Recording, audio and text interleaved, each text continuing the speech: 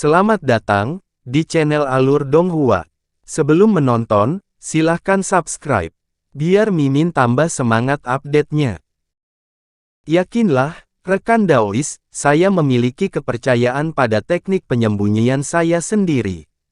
Selama saya tidak bertemu dengan senior tahap Grand Ascension ras Anda, seharusnya tidak ada masalah, kata Han Li dengan percaya diri, dan kepercayaan dirinya tentu bukan tanpa dasar.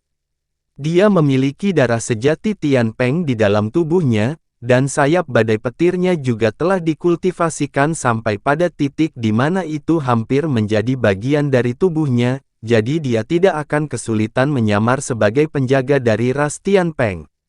Aku senang kamu begitu percaya diri, rekan Taois. Tuan Sucilan, kami akan mengandalkanmu, jawab Jin Yue dengan anggukan sebelum beralih ke wanita berjubah perak di sampingnya. Yakinlah, Tetua Agung, aku benar-benar memiliki jenis teknik rahasia yang membutuhkan Glacial Ballet Fulki untuk berkultivasi, dan aku mengunjungi jurang bumi untuk alasan yang sama beberapa dekade yang lalu, jadi penjaga pasti tidak akan curiga. Wanita berjubah perak itu menjawab dengan hormat sebelum tatapannya tanpa sadar beralih ke arah Han Li lagi, dan jelas ada sedikit keheranan di matanya. Meskipun dia sudah diberi tahu sebelum berangkat bahwa Han Li telah menjadi makhluk ras pertengahan suci, dia masih sangat terkejut melihat ini sendiri. Kembali ketika mereka melakukan percobaan jurang bumi bersama-sama, dia sudah tahu bahwa Han Li jauh lebih kuat dari basis kultivasinya, tetapi tidak masuk akal bahwa dia berhasil maju ke ras pertengahan suci setelah hanya beberapa abad. Namun, sebagai gadis suci, tidak pantas baginya untuk membiarkan keheranannya, jadi dia hanya menyampaikan rasa terima kasih yang hormat kepada Han Li karena telah membantunya dan Bai Bi selama ujian jurang bumi, dan menekan penasaran setelahnya. Adapun Bai Bi sendiri, dia tampaknya mengembangkan semacam teknik rahasia dalam pengasingan, jadi dia tidak dapat bertemu dengan Han Li. Senyum tipis muncul di wajah Jin Yue atas kata-kata meyakinkan Lei Lan, dan dia mengangguk sebelum terdiam lagi. Maka, mereka bertiga melanjutkan perjalanan mereka, dan dengan cepat meninggalkan kota suci. Beberapa bulan kemudian, trio Han Li akhirnya tiba di kota raksasa yang menjaga jurang bumi, dan mereka bisa melihat deretan sosok lapis baja berdiri di atas tembok kota. Mata Jin Yue sedikit menyipit, dan dia memimpin Han Li dan Lei Lan turun sebelum terbang menuju gerbang kota tertentu. Ada selusin lebih penjaga jurang bumi dengan sayap warna berbeda yang terletak di gerbang kota biru, dan mereka menilai trio Han Li dengan ekspresi waspada di wajahnya. Mereka bertiga mendarat di depan para penjaga, dan pada titik ini, Han Li telah mengubah penampilannya sendiri. Pada saat yang sama, dia telah membatasi kekuatan sihirnya hanya di sekitar tahap tempering spasial. Pemimpin dari kelompok penjaga ini adalah makhluk tahap tempering spasial tengah, dan dia memberi hormat kepada Jin Yue sebelum bertanya, apakah Anda dari ras Tian Peng, senior?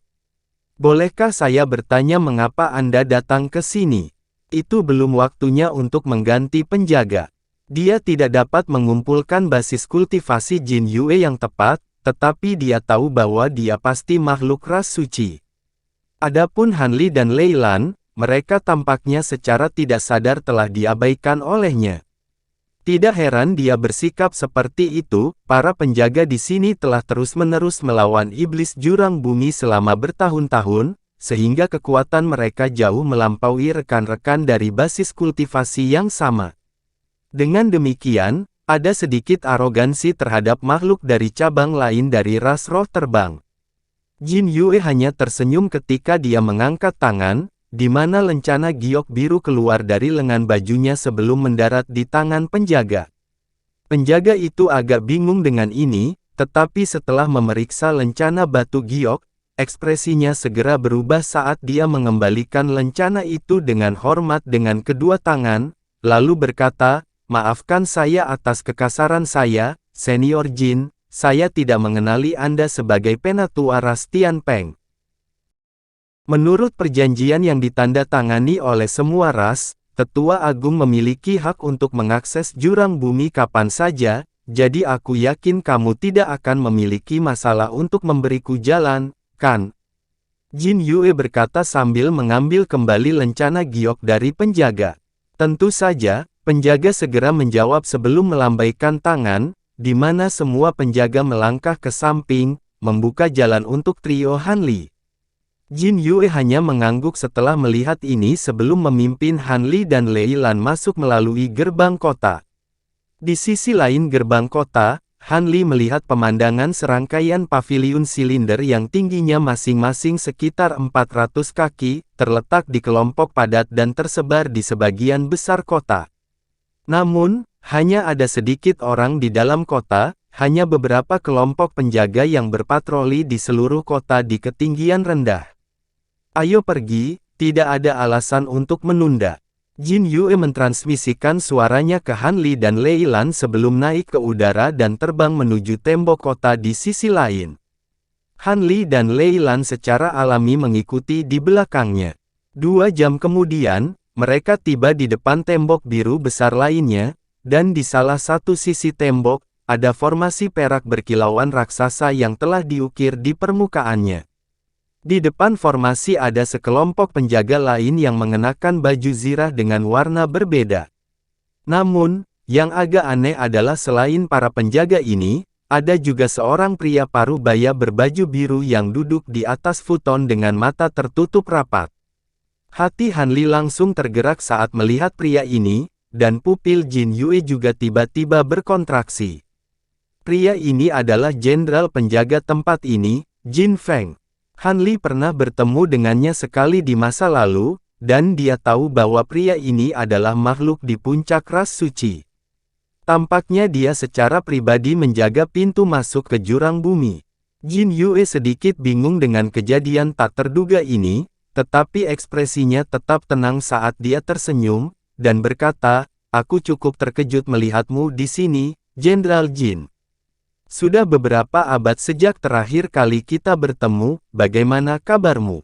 Lapis baja biru perlahan membuka matanya setelah mendengar kata-kata Jin Yue sebelum menjawab, "Ah, lama tidak bertemu, Peri Jin.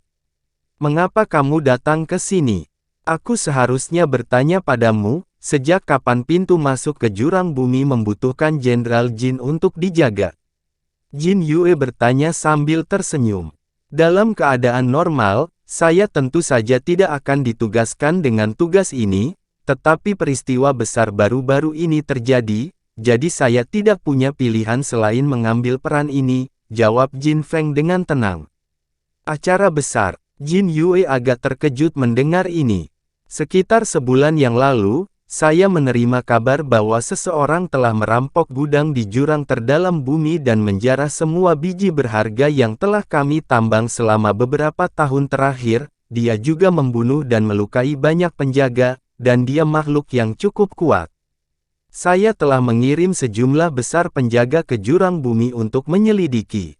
Ini adalah satu-satunya pintu masuk dan keluar ke jurang bumi, dan penjaga normal tidak akan bisa berhenti pria itu jika dia mencoba melarikan diri, jadi aku harus mengambil peran ini," Jin Feng menjelaskan sambil tersenyum. "Begitu, jika saya ingat dengan benar, bukankah Penatua Qin terletak di tingkat terdalam dari jurang bumi? Apakah pencuri itu mampu mengalahkan Penatua Qin?" Jin Yue bertanya dengan suara ragu. "Pencuri itu sangat licik, dan menyerang tepat ketika Penatua Qin meninggalkan tambang selama setengah hari karena dia memiliki beberapa urusan lain yang harus diselesaikan. Pada saat dia menerima berita tentang apa yang telah terjadi, pencuri itu telah melarikan diri. Dapatkah Anda memberi tahu saya mengapa Anda datang ke sini, Peri Jin?" Tetua Agung memang memiliki hak untuk mengakses jurang bumi sesuka hati, tetapi Anda harus memiliki alasan yang sah, kata Jin Feng saat tatapan serius muncul di layar wajahnya. "Tuan Suci Lei Lan dari ras kita perlu memanfaatkan Glacial Bale Vulki untuk berkultivasi, jadi dia harus memasuki jurang bumi," Jin Yue menjelaskan sambil tersenyum sambil menunjuk ke arah Lei Lan. Lei Lan segera melangkah maju dengan sikap patuh sebelum memberikan hormat ke arah Jin Feng. Lei Lan memberi hormat kepada senior Jin. Ya, saya pernah mendengar dari bawahan saya bahwa memang ada preseden guru suci Lei memasuki jurang bumi untuk tujuan ini. Dalam hal ini, Anda secara alami akan diberikan jalan. Selain itu, dengan peri Jin menemani, saya yakin keselamatan Anda tidak akan menjadi masalah bahkan dengan situasi saat ini yang sedang berlangsung di jurang bumi. Namun, siapa pria itu, dan mengapa dia harus menemani Anda? Jin Feng bertanya dengan alis berkerut saat dia mengalihkan pandangannya ke Han Li. Ini adalah juniorku, dan dia juga memiliki bakat yang luar biasa. Dia saat ini bertindak sebagai pengawal pribadi guru suci Lei Lan, jadi dia akan menemani kita ke jurang bumi, jawab Jin Yue dengan tenang. Jika Tuan Suci Lei sudah memintamu untuk menemaninya, mengapa dia masih membutuhkan penjaga? Saya tidak berpikir dia perlu memasuki jurang maut. Dengan situasi saat ini, yang terbaik adalah memiliki sedikit orang yang memasuki jurang bumi yang dalam, kata Jin Feng sambil memeriksa Han Li melalui mata yang menyipit. Ekspresi Lei Lan dan Han Li sedikit berubah setelah mendengar ini, tetapi Jin Yue tidak panik sedikit pun saat dia menggelengkan kepalanya, dan bersikeras, aku khawatir itu tidak akan berhasil. Junior Han mungkin hanya seorang penjaga, tapi dia berbagi ikatan yang sangat dekat dengan guru suci Lei Lan, dan dia akan sangat penting untuk kultivasinya, jadi dia harus menemani kita ke jurang bumi. Kalau tidak, aku tidak akan membawanya jauh-jauh ke sini. Apa maksudmu dengan itu, peri Jin? Bagaimana bisa seorang penjaga seperti dia terhubung dengan kultivasi guru suci Lei? Jin Feng bertanya dengan sedikit ragu. Jin Yue hanya tersenyum sebelum mentransmisikan suaranya langsung ke Jin Feng, dan awalnya, Jin Feng agak bingung, tetapi ekspresi yang tercerahkan dengan cepat muncul di wajahnya, diikuti dengan senyuman yang penuh arti. Begitu, kalau begitu, bukan tempatku untuk mengatakan apa-apa. Kalian bertiga akan diberikan jalan, kata Jin Feng sambil mengalihkan pandangannya ke arah Han Li dan Lei Lan dengan tatapan aneh di matanya. Han Li dan Lei Lan tidak menunjukkannya, tapi mereka cukup bingung dengan situasi ini. Namun, mengingat mereka telah diberikan izin masuk, keduanya secara alami segera mengungkapkan rasa terima kasih kepada Jin Feng. Karena itu, Jin Feng melambaikan tangan, dan beberapa penjaga segera melangkah maju sebelum lencana kayu ungu muncul di tangan di tengah kilatan cahaya spiritual. Lencana kayu bersinar terang, dan dua pilar cahaya ungu melesat sebelum menghilang ke tengah formasi di dinding dalam sekejap. Suara mendengung segera terdengar dari formasi perak, diikuti oleh gerbang perak raksasa yang muncul di bagian tembok kota itu. Gerbang itu tingginya beberapa ratus kaki dan memancarkan cahaya yang sangat dingin, tampak seolah seluruhnya terbuat dari logam. Jin Feng kemudian mulai melantunkan sesuatu sebelum menyapu lengan baju ke arah gerbang, dan semburan cahaya biru meletus, gerbang perlahan dibuka. Terima kasih atas usahamu, rekan Taois, kata Jin Yue sambil tersenyum. Dia kemudian memimpin Han Li dan Lei Lan melewati gerbang raksasa sebagai tiga garis cahaya, dengan cepat menghilang ke dunia di luar gerbang. Jin Feng berdiri di depan gerbang raksasa dan memandang saat mereka menghilang dari pandangan. Dia memiliki ekspresi kontemplatif di wajahnya, seolah-olah ada kekhawatiran yang mengganggu di hatinya. Mungkin aku hanya terlalu paranoid. Aku memang merasakan sesuatu yang aneh tentang penjaga itu, tapi seharusnya tidak ada masalah. Jin Yue adalah penatua ras Tianpeng, jadi dia tidak akan melakukan apapun yang merugikan ras roh terbang, Jin Feng bergumam, sebelum mengeluarkan instruksi untuk menutup gerbang lagi. Setelah itu, dia kembali duduk di tempat semula sebelum menutup matanya.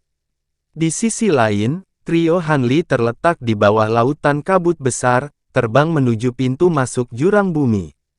Kembali ketika Han Li adalah seorang kultivator transformasi dewa, terbang melalui angin ini adalah tugas yang sedikit sulit. Namun, sekarang dia berada di tahap integrasi tubuh tengah, secara alami tidak menimbulkan hambatan sama sekali baginya. Bahkan ketika dia menghadapi angin glasial hitam itu pada akhirnya, mereka semua dengan mudah ditolak saat lapisan cahaya biru melintas dari tubuhnya. Adapun Lei Lan, dia dilindungi oleh Jin Yue, jadi keselamatannya secara alami terjamin. Tidak lama kemudian, mereka disambut oleh pemandangan pintu masuk jurang bumi yang menyerupai corong raksasa. Han Li menatap corong raksasa melalui mata menyipit sebelum turun ke sana. Jin Yue dan Lei Lan bertukar pandang sebelum melakukan hal yang sama. Setelah memasuki jurang bumi, Han Li segera diterpa angin kencang dari segala arah, dan semuanya sangat mirip dengan saat dia terakhir memasuki tempat itu. Sekitar 10 menit kemudian, dia tiba-tiba berhenti turun, dan pada titik ini, dia akhirnya memasuki jurang bumi tingkat pertama. Namun, saat dia memeriksa sekelilingnya, alisnya langsung sedikit berkerut. Dia berada di udara di atas rawa abu-abu keruh. Ada lapisan samar kabut hijau di atas rawa, dan itu mengeluarkan bau samar bahan tanaman yang membusuk. Cukup jelas bahwa ini bukan tempat yang sama yang dia masuki terakhir kali. Han Li menoleh ke Jin Yue, dan bertanya, "Rekan Taois Jin, apakah Anda tahu di mana tempat ini dan apakah itu dekat dengan pintu masuk ke tingkat kedua?" Menurut peta, tempat ini sekitar setengah hari perjalanan jauhnya dari pintu masuk ke tingkat kedua. Saya sarankan Anda berhati-hati, rekan Daois, racun dari rawa di bawah tidak menimbulkan ancaman bagi kita, tapi ada bunga khusus yang tumbuh secara eksklusif di sini, dan mereka adalah rumah bagi kawanan lebah beracun yang cukup merepotkan, jawab Jin Yue sambil menatap rawa di bawah. Sekarang seluruh jurang bumi telah ditaklukkan oleh ras roh terbang, petanya menjadi jauh lebih jelas dan lebih detail dari sebelumnya, jadi Jin Yue dapat segera mengidentifikasi tempat ini. Hornet, ya, Han Li hanya tersenyum mendengar ini. Jadi, setelah diskusi singkat untuk menentukan arah yang harus tuju, mereka melanjutkan perjalanan. Setengah hari kemudian, trio Han Li muncul di udara di atas pegunungan tertentu. Setelah terbang hampir 2 jam lagi, mereka tiba di tengah pegunungan. Gunung ini agak aneh karena seluruh gunung terbelah menjadi 2 bagian. Seluruh gunung berwarna abu-abu gundul dan tandus, dan menurut peta, disinilah letak pintu masuk ke tingkat kedua.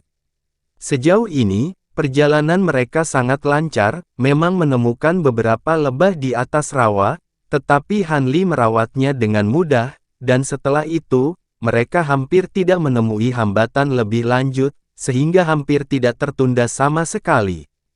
Tampaknya sebagian besar iblis tingkat rendah di tingkat pertama telah musnah. Itu masuk akal mengingat bagaimana iblis tingkat rendah itu tidak memiliki banyak nilai, jadi secara alami tidak perlu ras roh terbang untuk membiarkannya. Saat mereka hendak terbang di bawah gunung, ekspresi Han Li tiba-tiba berubah sesaat sebelum segera kembali normal. Sebaliknya, Jin Yue tiba-tiba berhenti tepat di depan gunung, dan berteriak dengan ekspresi gelap, "Siapa di sana? Tunjukkan dirimu." Ruang di dekat pintu masuk gunung tiba-tiba berputar dan melengkung, diikuti oleh sosok humanoid bersayap muncul dari udara tipis sebelum mengulurkan busur hormat ke arah Jin Yue. Ming Zhen memberi hormat kepada Grand Elder Jin dan Holy Master Lei. Ini adalah pria tahap tempering spasial akhir dari ras Tianpeng, dan dia mengenakan baju zirah biru. Pemandangan yang sama terjadi di dekatnya saat 5 sosok humanoid lainnya muncul satu demi satu. Namun, orang-orang ini hanya memberi hormat kepada Jin Yue, tetapi tidak mengatakan apa-apa. Semua orang di grup ini berada di tahap tempering spasial. Jin Yue bisa merasakan aura mencengangkan yang memancar dari tubuhnya, dan dia berkata, "Salam, Junior Ming Zhen.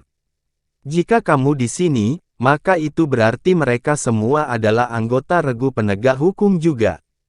Mungkinkah kamu bersembunyi di sini untuk menyergap orang yang merampok gudang tambang? Jadi kamu sudah mendengar tentang apa yang terjadi? Memang, kami diperintahkan untuk menjaga pintu masuk ini, Tetua Agung. Mengapa kamu dan Tuan Suci Lei datang ke sini? Laki-laki Tian Peng bertanya dengan sedikit ragu-ragu. Saya mendengar tentang apa yang terjadi dari Jenderal Jin. Adapun mengapa saya di sini bersama Guru Suci Lei Lan, itu karena kami memiliki beberapa hal penting untuk diperhatikan di jurang bumi ini. Kami tidak akan tinggal di sini terlalu lama, Jin Yue menjelaskan tanpa merinci. Begitu, dalam hal ini, saya tidak akan menunda Anda lagi. Jika Anda bertemu dengan pencuri itu di tingkat yang lebih rendah, tolong tahan dia. Seluruh tingkat kedua dijaga oleh regu penegak hukum, jadi dia seharusnya tetap bersembunyi di salah satu tingkat yang lebih rendah, kata makhluk Tian Peng dengan sikap hormat. Hehe, aku pasti akan turun tangan jika menemui orang yang mencurigakan. Pastikan untuk menjaga tempat ini dengan baik, aku akan pergi dengan Tuan Suci Lei Lan sekarang. Jin Yue mengangguk sebelum segera melanjutkan menuju gunung, dan segera, trio Hanli menghilang di bawah gunung. Setelah trio Hanli pergi, makhluk roh terbang bersayap abu-abu beralih ke Ming Zhen, dan berkata, apakah itu tetua rasmu, Brother Ming Zhen? Dia benar-benar sangat kuat seperti yang dikatakan rumor. Dengan kehadiran Grand Elder Jin ini, ras Tian Peng Anda tidak perlu khawatir tentang kelangsungan hidupnya setidaknya selama beberapa puluh ribu tahun ke depan. Kalau dipikir-pikir, siapa pria lain itu? Dia tampaknya memiliki basis kultivasi yang serupa milik kita, tapi kurasa aku belum pernah melihatnya sebelumnya. Grand Elder Jin secara alami adalah sosok yang sangat penting dalam ras kita, tetapi alasan utama di balik mengapa tidak ada ras lain yang menargetkan ras Tian Peng kita adalah karena keberadaan dua guru suci kita. Adapun pria yang menemani mereka, aku juga belum pernah melihatnya. Namun, itu bukanlah hal yang mengejutkan. Ras Tian Peng kami selalu menjadi salah satu cabang yang lebih lemah dari ras roh terbang, tetapi populasi kami masih berjumlah ratusan juta. Apakah kamu hanya akan curiga terhadap setiap wajah asing yang kamu lihat? Ming Zhen menjawab dengan ekspresi agak gelap. Hehe, aku hanya bertanya karena ingin tahu, Brother Zhen. Aku secara alami memiliki kepercayaan penuh pada Tetua Agung dan Tuan Suci rasmu, pria bersayap abu-abu itu menjawab dengan sedikit malu-malu. Baiklah, ini bukan tempat untuk mengobrol, jangan lupa bahwa kita masih dalam misi. Segera sembunyikan dirimu, seorang wanita dengan sepasang tanduk putih dan sepasang sayap ungu di punggungnya tiba-tiba berkata. Dengan demikian, percakapan tiba-tiba ditinggalkan, dan semua orang buru-buru mengangguk, tampaknya cukup waspada terhadap wanita ini. Keenam makhluk Tian Peng yang hadir membuat segel tangan, dan semua menghilang ke udara lagi. Sementara itu, trio Hanli terletak di dalam awan kabut hitam, dan mereka terbang ke bawah. Sepertinya perampok gudang benar-benar sangat kuat, bahkan pintu masuk seperti ini dijaga oleh 6 Jenderal Roh Agung. Sepertinya pencuri itu adalah ras suci atau memiliki kekuatan pada level itu, kata Jin Yue sambil terbang, dan ada sedikit ejekan dalam suaranya. Oh, sepertinya kamu tidak terlalu peduli dengan tambang ini, kata Han Li. Kenapa aku harus peduli tentang itu? Tambang itu seharusnya ada di sana untuk menguntungkan semua cabang di ras roh terbang, tetapi pada kenyataannya, sebagian besar biji yang ditambang darinya diambil oleh segelintir cabang yang paling kuat. Ras Tian Peng kami nyaris tidak mendapatkan apa-apa. Jin Yue terkekeh. Begitu, sepertinya meskipun ras Tian Peng Anda berhasil menghindari musnah, situasi Anda masih belum terlalu optimis, kata Han Li dengan sikap kontemplatif. Jika bukan karena ini, saya tidak akan menyetujui kesepakatan ini sebagai ganti seni kultivasi itu. Dengan seni kultivasi itu di tangan kita, ras Tian Peng pasti akan menjadi kekuatan yang harus diperhitungkan lagi hanya dalam beberapa puluh ribu tahun. Omong-omong, Anda sebaiknya memastikan bahwa tidak ada masalah dengan paruh kedua seni kultivasi itu, rekan Daois Han, kata Jin Yue dengan suara penuh arti. Yakinlah, rekan Taois Jin, begitu kita mencapai lokasi yang disepakati, saya akan segera mengeluarkan bagian kedua dari seni kultivasi kepada Anda untuk diperiksa. Jika ada masalah, saya akan bertanggung jawab penuh, jawab Han Li dengan senyuman. Bagus. Jin Yue memberikan tanggapan terpotong sebelum terdiam. Beberapa saat kemudian, kabut hitam mulai menipis, dan mereka akhirnya sampai di tingkat kedua jurang bumi.